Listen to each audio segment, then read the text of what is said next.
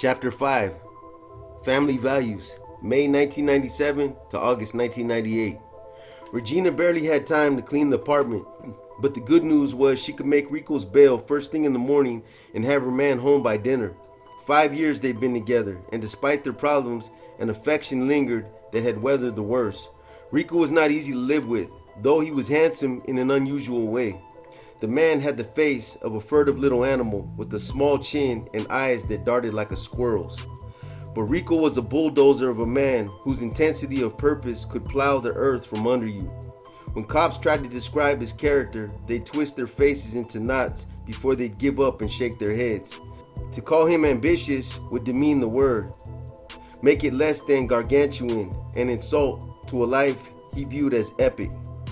He saw himself as Scarface, Don Corleone, and Pablo Escobar rolled into one.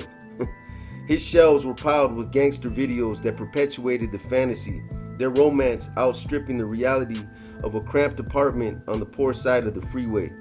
The incongruity of his circumstances didn't matter. Rico had a way of setting small things into big motion until they could stop themselves.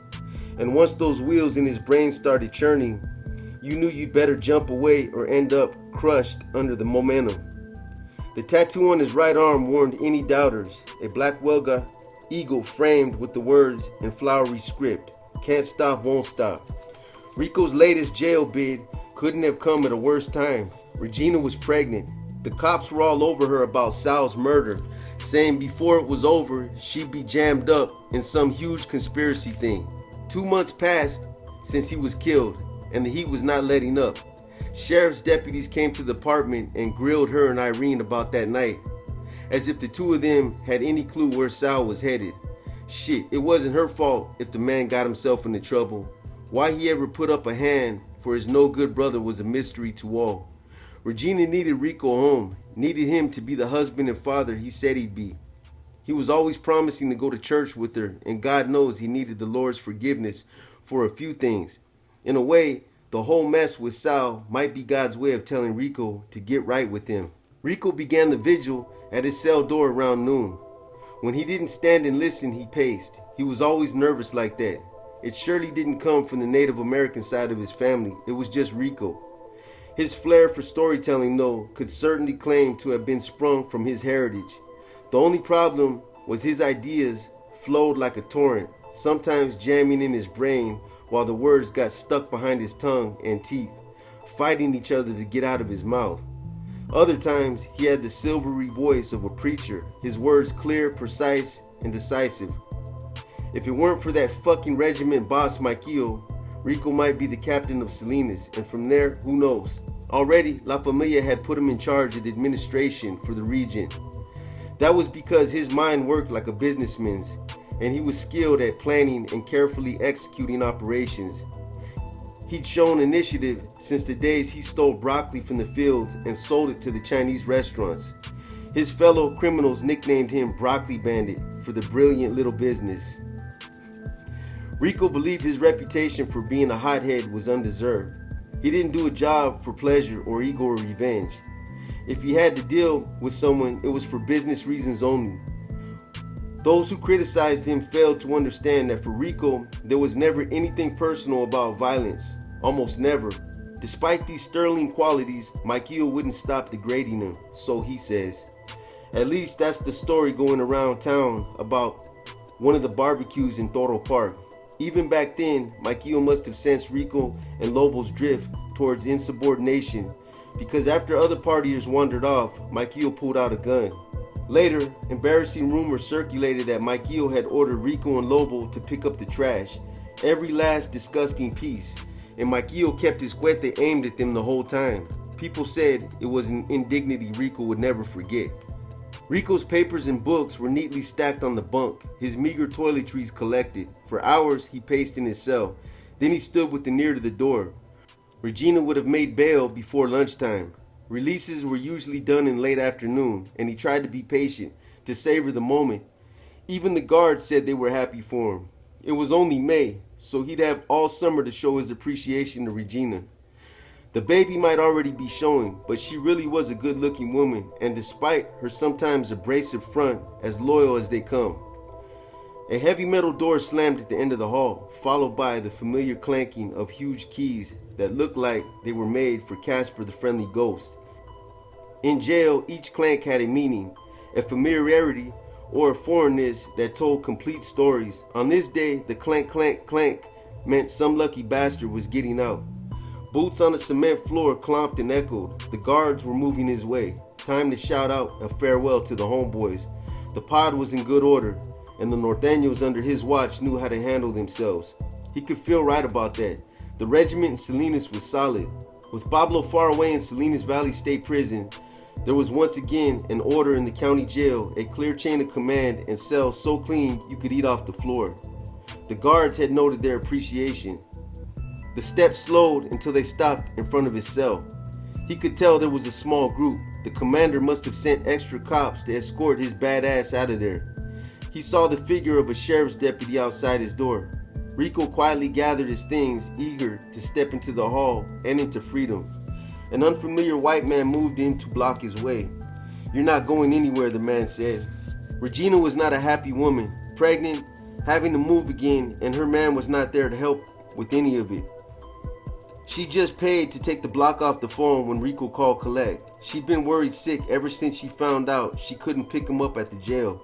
The distance between their home and the lockup was 2 miles at most, but to Rico, the little house with the picket fence by the freeway was unreachable now.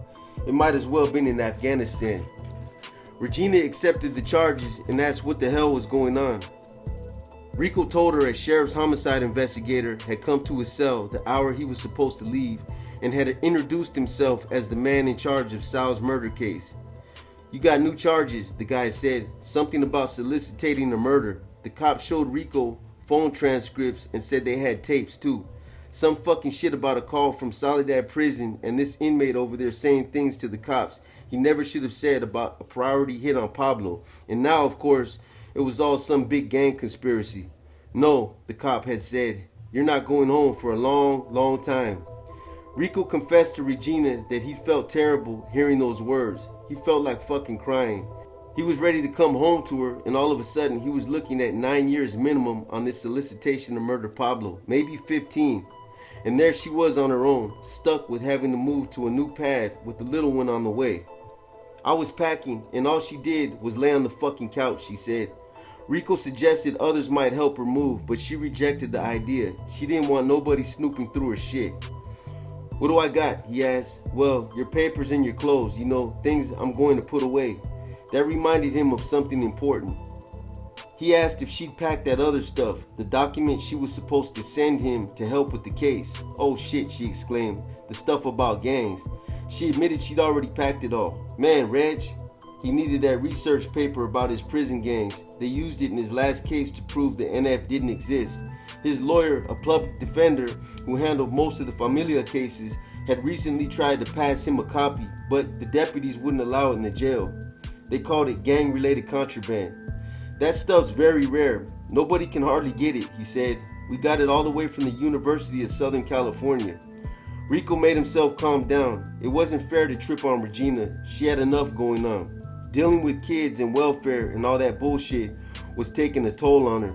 Sometimes he wondered who had it better, the hyenas, the females, who were free on the outside, or their men behind the walls, who didn't have to deal with the bill collectors and rent and screaming babies.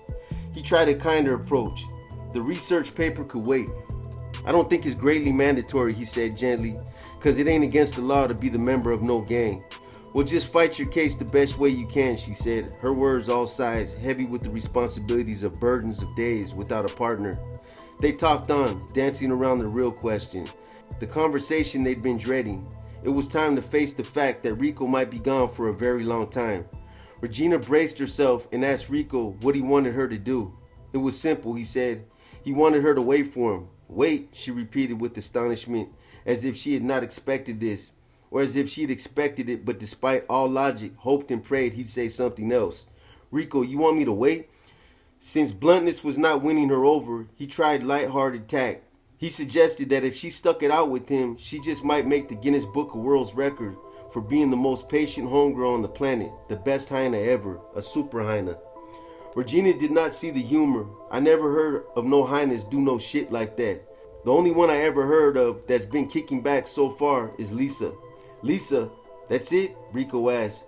Their friend Lisa had held it down for her man Paki for years. Rico jumped on the point. Why couldn't Regina hold it down like that too? Alright, and I'll go visit, she said, not without affection. Send you money and your packages. What about the loyalty? Well, I don't know. Yeah, well, I guess. Man, you gotta start letting me know, eh? I'll try, she said. I'll try. The next time he called, Regina asked what he wanted from her. He did not waver. You know what I expect, he grumbled. But you act like it's some kind of joke. The bottom line was no, he did not expect her to ever think about hooking up with someone else. There's a thing that says, I guess till death do we part. And all this shit about stand next to cherish, whatever, I forgot, he said. But it's the marriage of ours. That doesn't mean till the wheels fall off. You know what I mean? The wheels don't never fall off until we're dead. That's when the wheels fall off, is when we're dead. And if I die, you can, he paused. You know what I mean? Regina calmly pointed out that Rico had not, in fact, married her. That's why I'm saying, well, if I marry and then take a stretch, yeah, she asked, her attention peaked. I want us to live by the old principles of life, the old-fashioned way. He said he wasn't the kind of guy to throw out shit like that. You go on your way and I'll go mine. Let's leave on respectful terms, blah, blah, blah. I ain't the one to say all that, because that means there was nothing strong there in the first place, he said. Her disappointment was obvious. Well, just wait and see what happens, I guess, she said. They both knew he wasn't looking at some easy bid in Soledad, no 20-minute drive from home. He was looking at being shipped far away, far from Regina, the kids, and Salinas. He was already validated as an associate of Nuestra Familia, which meant that no matter his crime, he'd serve his time all the way in Pelican Bay, just like Paki and Matt and all the other guys they knew. The Bay was far from home as possible, the place where they sent all prison gang members, be they NF, Mexican Mafia, Aryan Brotherhood, or Black Guerrilla Family. Regina was not sure she could live that life.